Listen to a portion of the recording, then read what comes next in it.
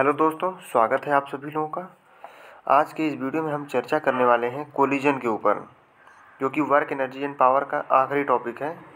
इसके ऊपर दोस्तों हम ज़्यादा डीपली पढ़ाई नहीं करेंगे। हम केवल उतना ही पढ़ेंगे जितना पॉलिटेक्निक एग्ज़ाम के लिए ज़रूरी है, जितना आप लोगों के लिए ज़रूरी है कि एग्ज़ाम में इतना पढ़ने से हमारा भला हो सके, उतनी ही हम पढ़ाई करेंगे। ज़्यादा डीप तक हम नहीं जाएंगे, क्योंकि हमारा फोकस जो है, हमारा मोटो जो है, वो एग्ज़ाम को निकालना है। ठीक है। तो यदि आप यूपी पॉलिटेक्निक एंट्रेंस एग्ज़ाम की तैयारी कर रहे हैं तो आपका स्वागत है हमारे चैनल पर, और हमारे चैनल को सब्सक्राइब जरूर कर दें और वीडियो को लाइक कर दें। ठीक है दोस्तों, आइए हम अपना वीडियो स्टार्ट करते हैं। तो आज का टॉपिक हमारा कोलिजन है। इसके बारे में हम इसके टाइप्स देखेंगे और इसके कितने प्रकार होते हैं। बाकायदा हम इसके एग्जाम्पल्स भी देखेंगे। समझने का हम पूरा प्रयास करेंगे कि कोलिजन क्या होता है। चलिए दोस्तों, स्टार्ट करते हैं हम कोलिजन क्या होता है। सबसे पहले हम कोलिजन को हिंदी का मतलब इसका समझते हैं कि कोलिजन को हम हिंदी में क्या कहेंगे। कोलिजन को हम हिंदी में क्या कहेंगे? टकराव। कोलिजन को हम हिंदी में टकराव कहेंगे। आपने एक्सीडेंट तो देखा होगा। एक्सीडेंट में क्या होता है? दो वस्तुएं आपस में आके टकराती हैं। दो वस्तुएं आपस में आके, दो गाड़ियां हो, दो कार हो, दो बाइक्स हो, आपस में आके टकराती हैं, तो उसको ही हम दोस्तों कोलिजन कहते हैं, टकराव। तो हिंदी मतलब इसका हो गया टकराव, भिड़ंत। ठीक है। अब इंग्लिश में इसका हम डेफिनेशन देखते हैं। इंग्लिश में इसका डेफिनेशन देखते हैं। When two bodies comes together and interact strongly for a short time. दोस्तों ये कह रहा है कि यदि दो वस्तुएं, यदि एक वस्तु ये, एक वस्तु ये, यदि दो वस्तुएं आपस में एक दूसरे से क्या हो जाए? टकरा जाएं। यदि दो वस्तुएं आपस में एक दूसरे से टकरा जाए फॉर ए शॉर्ट टाइम के लिए, तो उस घटना को ही हम कोलिजन कहेंगे। उस घटना को ही हम टकराव कहेंगे, एक्सीडेंट कहेंगे। ठीक है। सेकंड डेफिनेशन है when two bodies interact with each other. ये आसान डेफिनेशन है। बस केवल आप इतना लिख दें कि when two bodies interact with each other. बस ये हम आपको समझने के लिए बता रहे हैं कि आप मतलब समझ रहे हैं कि कोलिजन होता क्या है। हालांकि जो एग्ज़ाम में पूछ जाते हैं वो तो होते हैं कि इलास्टिक और इन इलास्टिक कोलिजन से क्वेश्चंस आते हैं। बस ये हम समझने के लिए आपको बता रहे हैं कि आप कोलिजन को समझ जाएं कि आप कोलिजन होता क्या है, तो उसके बाद चीज़ें आसान हो जाती हैं। ठीक है। तो देखते हैं आसान definition. When two bodies interact with each other. जब दो वस्तुएं आपस में इंटरैक्ट होती हैं, दो वस्तुएं आपस में इंटरैक्ट होती हैं, तो उसे हम क्या कहते हैं? कोलिजन कहते हैं। एक्सीडेंट तो आपने देखा होगा, इसमें कुछ समझने की बात है नहीं। अब कोलिजन तो हमारे हिसाब से आपको समझ में आ गया होगा, ज़्यादा कठिन टॉपिक है नहीं। आइए आगे देखते हैं टाइप ऑफ कोलिजन। कोलिजन के कितने प्रकार होते हैं? कोलिजन्स के कितने टाइप होते हैं? ठीक है। तो कोलिजन के दोस्तों दो प्रकार होते हैं, टू टाइप्स होते हैं। एक इलास्टिक कोलिजन होता है और एक इन इलास्टिक कोलिजन होता है, और कोलिजन का कोई भी टाइप्स नहीं होता है। दोस्तों ये सोचने वाली बात है कि जब कभी साइंटिस्टों ने या वैज्ञानिकों ने हमारी इसके ऊपर चर्चा की होगी, तो उन्होंने कैसे कोलिजन को भी दो टाइप्स में बांट दिया होगा कि how how collision is of two type. Collision तो सबको लगेगा भिड़ंत या टकराव एक ही तरह की होगी, और उसमें क्या दो करना है। ठीक है। लेकिन कोलिजन को दो भागों में बांटा गया है। एक इलास्टिक कोलिजन है और एक इन इलास्टिक कोलिजन है। तो इलास्टिक कोलिजन का मतलब होता है दोस्तों कि जैसे ये दीवार है और यहाँ से आपने बॉल को फेंकी, यहाँ से आपने बॉल को फेंका और ये बॉल क्या है? टकरा के इधर आ गई। तो ये क्या है? इलास्टिक कोलिजन है। मतलब बॉडी क्या होती है? आपने बॉडी यहाँ पे क्या हुआ? यहाँ पे कोलिजन हुआ, कोलिजन यहाँ पे हुआ। बॉडी बॉल जो है वो टकरा के निकल गई, स्कैटर्ड हो गई यहाँ से, यहाँ पे रुकी नहीं, क्या है? स्कैटर्ड हो गई। बट इन इलास्टिक कोलिजन के केस में क्या होता है? इन इलास्टिक कोलिजन के केस में क्या होता है? यहाँ पे एक बॉडी बी है और यहाँ पे एक बॉडी ए है। ये जाएगी, इससे टकराएगी, और टकराने के बाद जो है इसी में क्या हो जाएगी? मिक्स हो जाएगी, इसी में मिल जाएगी।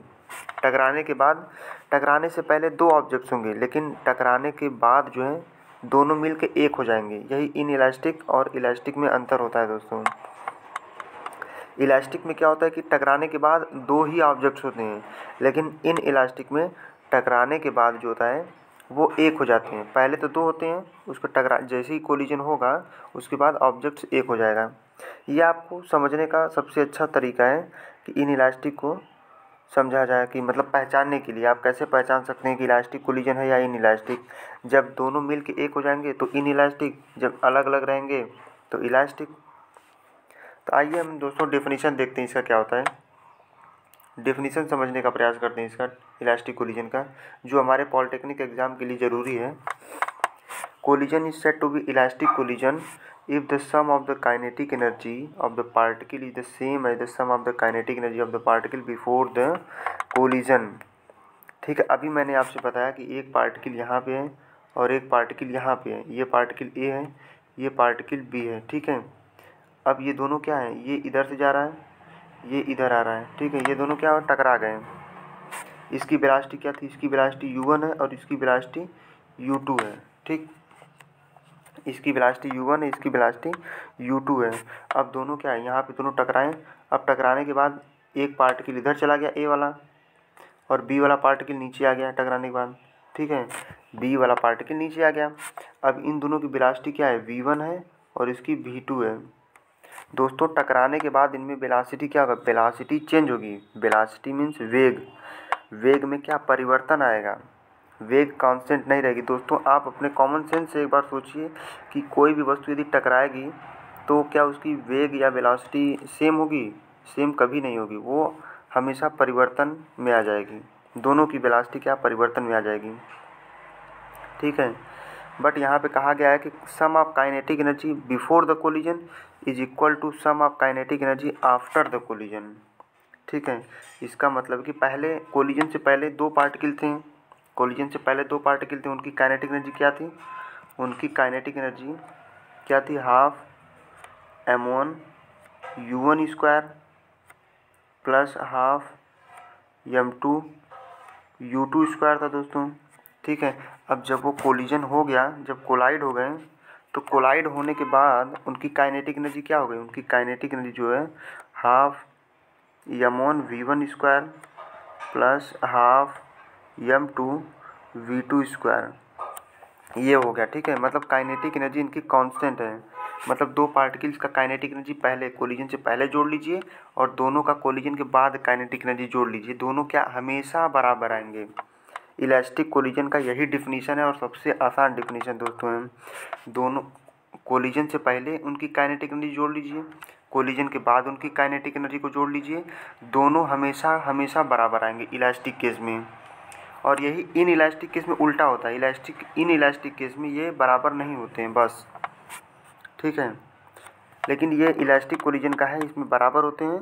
और दूसरी डिफिनीशन जो इसकी है वो है लीनियर मोमेंटम का, कि लीनियर मोमेंटम भी क्या होता है, पार्टिकल का इक्वल होता है before the collision and after the collision. पहले क्या, पहले जो है m1 u1 है, मोमेंटम क्या होता है p इक्वल टू एम भी होता है, तो पहले m1 u1 plus m2 u2 है। फिर जब कोलाइड के बाद, कोलिजन के बाद आफ्टर तो कोलिजन क्या हो जाएगा, m1 v1 plus m2 v2, ये हो जाएगा। ये लीनियर मोमेंटम भी हमेशा क्या होते हैं, हमेशा इक्वल होते हैं। लीनियर मोमेंटम भी दोस्तों हमेशा इक्वल होता है, पहले इनिशियल वेलोसिटी, फिर बाद में ये जो v1 है वो फाइनल वेलोसिटी है। वेलोसिटी चेंज होगी इनकी, टकराने के बाद वेलोसिटी चेंज होगी, लेकिन इनका जो सम है जो वो कभी चेंज नहीं होने वाला है, दोनों की सम बराबर हमेशा रहेगा। बस यही डेफिनेशन में कहा गया है। अब इसमें कन्फ्यूजन की कोई बात नहीं है। इलास्टिक कोलिजन हमारे हिसाब से आपको समझ में आ गया होगा, तो इसको लाइक और सब्सक्राइब ज़रूर कर देना दोस्तों, आपके लिए इतना मेहनत हम कर रहे हैं। अब हम इसका एग्जाम्पल देख लेते हैं कि इसका एग्जाम्पल क्या होता है। पहला एग्जाम्पल है कोलिजन बिटवीन वॉल, दीवार एंड गेंद। हमने इसका एग्जाम्पल तो आपको पहले ही बता दिया था कि क्या होता है, इसमें स्कैटरिंग हो जाती है, इसमें स्कैटरिंग हो जाती है। ठीक है, इसमें स्कैटर हो जाते हैं, दोनों ऑब्जेक्ट्स टकराने के बाद अलग अलग हो जाते हैं, उनकी वेलोसिटी में परिवर्तन आ जाता है, लेकिन उनकी काइनेटिक एनर्जी में चेंज नहीं आता है, उनके सम के काइनेटिक एनर्जी में। दूसरा एग्जाम्पल है collision between atom and nuclei. ये न्यूक्लियर का है, एटम्स और न्यूक्लियाई के बीच में जब कोलिजन होगा तो भी वो कोलिजन इलास्टिक ही होगा। अब हम देखते हैं दोस्तों जो पॉलिटेक्निक एग्ज़ाम में पूछा जाता है। पॉलिटेक्निक एग्ज़ाम में जो क्वेश्चंस आते हैं उसके ऊपर हम चर्चा करते हैं। तो इलास्टिक कोलिजन में क्या क्या कांस्टेंट या कंजर्व होता है, तो केवल दो चीज़ें कंजर्व होती हैं। पहला है एक काइनेटिक एनर्जी कंजर्व होता है, वो तो हमने आपको दिखाया साक्षात एग्जांपल के तौर पे बकाया, उसको लिख के मैंने दिखाया। और दूसरा लीनियर मोमेंटम कंजर्व होते हैं, ठीक है। लीनियर मोमेंटम कंजर्व होता है और काइनेटिक एनर्जी कंजर्व होती है। हाँ दोस्तों, एक बात और आपको हम बता दें कि जैसे ये पार्टिकल है और ये पार्टिकल है आपस में टकरा, पहले इसकी काइनेटिक एनर्जी मान लीजिए 2 इलेक्ट्रॉन वोल्ट थी, ठीक है। पहले इसकी काइनेटिक एनर्जी 2 इलेक्ट्रॉन वोल्ट थी। अब टकराने के बाद और इसकी काइनेटिक एनर्जी पहले देख लेते हैं। इसकी 2 इलेक्ट्रॉन वोल्ट थी, इसकी काइनेटिक एनर्जी 4 इलेक्ट्रॉन वोल्ट थी, ठीक है। अब टकराने के बाद जो है इस ए वाले पार्टिकल और इस बी वाली पार्टिकल, अब टकराने के बाद ए वाले पार्टिकल की काइनेटिक एनर्जी क्या हो गई, चेंज हो जाएगी। चेंज होकर मान लीजिए 3 इलेक्ट्रॉन वोल्ट हो गई, 3 हो गई। और बी वाले की मान लीजिए 3 हो गई टकराने के बाद, ठीक है। दो को दोस्तों सम करें आप, इसका सम करेंगे कितना आएगा 6 इलेक्ट्रॉन वोल्ट, इसका भी सम करेंगे कितना आएगा 6 इलेक्ट्रॉन वोल्ट, ठीक है। मतलब इनका सम बराबर होगा, इनका जो है जोड़ वो बराबर होगा। ये पर्टिकुलर ये दोनों बराबर नहीं होंगे, ये मतलब ए का काइनेटिक एनर्जी जो है कोलिजन के बाद भी वही ए का रहेगा, ये नहीं। उन दोनों का सम बराबर होने के लिए कंडीशन कही गई है, ठीक है। तो अब हम अगला देखते हैं, इन इलास्टिक कोलिजन के ऊपर चलते हैं। अब समझने का प्रयास करते हैं इन इलास्टिक कोलिजन क्या होता है। हमने अपना 100% प्रयास किया है देने का कि आपको इलास्टिक कोलिजन समझ में आ जाए। काफ़ी बच्चे इसमें कन्फ्यूजन में रहते हैं कि इलास्टिक और इलास्टिक कोलिजन वो छोड़ देते हैं, पढ़ना ही मतलब पढ़ते ही नहीं इस टॉपिक को। लेकिन ऐसा ना करें, इसको समझने का प्रयास करें। फिजिक्स एक मतलब अंडरस्टैंडिंग वाला टॉपिक है, आप उसको समझ जाएंगे तो आपका पढ़ाई में ज़्यादा मन लगेगा, ठीक है दोस्तों। तो हम इन इलास्टिक कोलिजन देखते हैं क्या होता है। इसमें कहा गया है कि काइनेटिक एनर्जी कांस्टेंट नहीं होती, क्या सम ऑफ काइनेटिक एनर्जी जो होती है, काइनेटिक एनर्जी वो क्या होती है, इक्वल नहीं होती है। सम ऑफ काइनेटिक एनर्जी वो इक्वल नहीं होती है, बस यही बताया गया है आपसे। आप डिफिनीशन पढ़ लीजिएगा इन इलास्टिक कोलिजन का, यहाँ पर लिख लीजिए sum of kinetic energy, sum of, ठीक है क्या, सम ऑफ काइनेटिक एनर्जी। और इधर भी सम ऑफ, मतलब ये बिफोर द कोलिजन, ये आफ्टर द कोलिजन बराबर नहीं होगा, कुछ ना कुछ एनर्जी में चेंजिंग आ जाएगा, ठीक है। प्लस एनर्जी ई इसमें ऐड हो जाएगी, कुछ ना कुछ एनर्जी में चेंज आएगा, ठीक है।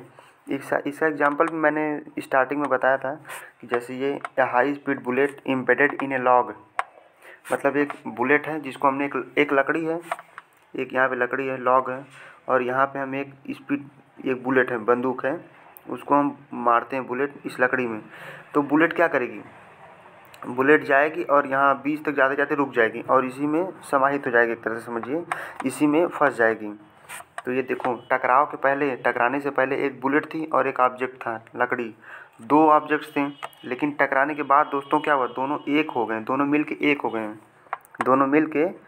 हो गए। बस यही इसकी खूबी है, आप इसी से पहचान सकते हैं इन इलास्टिक और इलास्टिक में अंतर, ठीक है। तो अगला एग्जांपल देख लीजिए, a high speed bullet goes through sand. अब सैंड में भी आप बुलेट मारेंगे तो क्या वो टकराने के बाद स्कैटर हो जाएगा, बाहर निकलेगा, कभी नहीं निकलेगा, वो दोनों एक हो जाएंगे। तो ये इन इलास्टिक कोलिजन है, जायज़ सी बात है, इसमें कोई कुछ भी दिक्कत नहीं है, समझने का प्रयास करिए इसको। अब हम देखते हैं इसमें क्या कांस्टेंट होता है, ठीक है। अब हम समझने का प्रयास करते हैं कि इन इलास्टिक कोलिजन में क्या कांस्टेंट होता है, मतलब जो पॉलिटेक्निक एग्जाम के लिए ज़रूरी है हमारे हिसाब से। ये दो चीज़ें आपको अच्छे से याद होनी चाहिए, मतलब इलास्टिक में भी मैंने बताया क्या कांस्टेंट होता है और इन इलास्टिक में भी मैंने बताया क्या कांस्टेंट होता है। यही क्वेश्चन पूछा जाता है आपसे, ठीक है। तो यहाँ पे टोटल एनर्जी कांस्टेंट होती है और ये लीनियर मोमेंटम कांस्टेंट होता है। यहाँ पे पर्टिकुलरली काइनेटिक एनर्जी कांस्टेंट नहीं होती है दोस्तों, यहाँ पे kinetic energy plus potential energy, kinetic energy plus potential energy ये इक्वल होती है, ठीक है। दोनों का मतलब kinetic energy plus potential energy, दोनों kinetic energy plus potential energy दोनों ऑब्जेक्ट्स का, यदि हम काइनेटिक भी जोड़ें पोटेंशियल भी जोड़ें तब जो है बराबर होगा। लेकिन पहले में हम क्या कर रहे थे कि बस केवल काइनेटिक एनर्जी को ले रहे थे, ठीक है। और लीनियर मोमेंटम का देखें तो लीनियर मोमेंटम पहले में भी कंजर्व था या कांस्टेंट था, और दूसरे वाले में भी क्या है, कांस्टेंट है। इसका मतलब यहाँ से दोस्तों आप समझ लीजिए, लीनियर मोमेंटम को याद करने की ज़रूरत नहीं है। आप समझ लीजिए कि कोई भी टकराव हो, कोई भी कोलिजन हो, किसी भी तरीके का कोलिजन हो, वहाँ पे लीनियर मोमेंटम कंजर्व रहेगा। आप आँख बंद करके आप टिक मार दीजिएगा। यदि कोलिजन दे दे, आपको समझ में ना आए कि ये इलास्टिक है या इन इलास्टिक कोलिजन है एग्जाम में, तो आप लीनियर मोमेंटम देखेंगे तो उस पर आँख बंद करके आप उस पर कांस्टेंट ये टिक मार दीजिएगा कि ये सही होगा। कोई भी कोलिजन हो, लीनियर मोमेंटम कांस्टेंट होगा, ठीक है। बस बात फंस रही है एनर्जी का, तो एनर्जी को मैंने समझाने का ज़्यादा प्रयास किया है, इसीलिए कि एनर्जी मतलब पहले में कांस्टेंट है, दूसरे में कांस्टेंट नहीं है। दूसरे में टोटल एनर्जी कांस्टेंट है, पहले में काइनेटिक एनर्जी कांस्टेंट है, ठीक है। और दूसरे वाले में जो है लीनियर मोमेंटम, पहले वाले में भी लीनियर मोमेंटम, दोनों कांस्टेंट है, ठीक है। तो किसी भी तरीके का कोलिजन हो, लीनियर मोमेंटम कांस्टेंट रहेगी। आशा है दोस्तों आपको समझ में आया होगा, मैंने अपना पूरा प्रयास किया है। तो देखने के लिए धन्यवाद। बाय बाय, मिलते हैं बाद में।